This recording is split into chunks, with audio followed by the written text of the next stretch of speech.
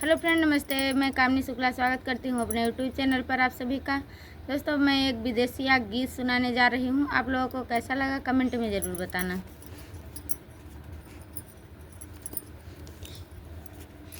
रुन झुन खोला न हो केवड़िया, हम विदेशिया जइबै नाइ। रुन झुन खोला न हो केवड़िया, हम विदेशवा जइबै नाइ।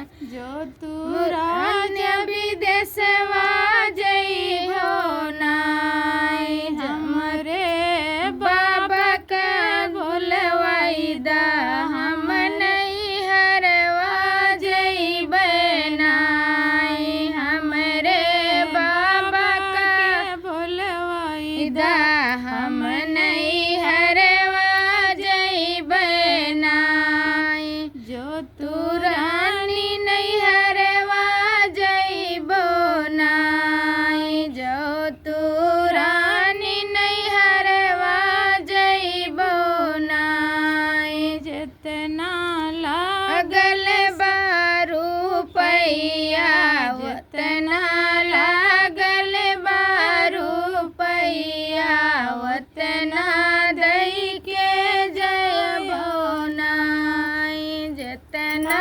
लागल बारू पैया, उतना दई के जइबो नाइ।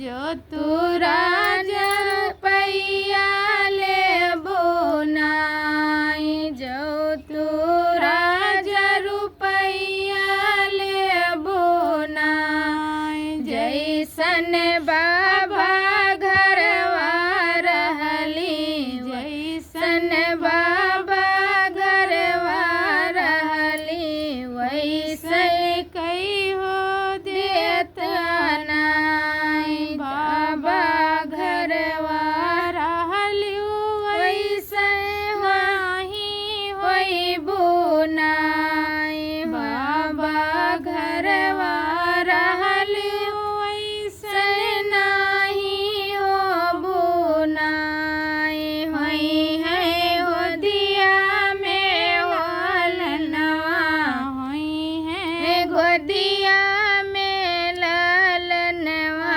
मन सा पूरा होई है नाइ। होई है गोदिया में लालनवा, मन सा पूरा होई है नाइ। गोदी में ललनवा जब ले नाही होई है नाइ।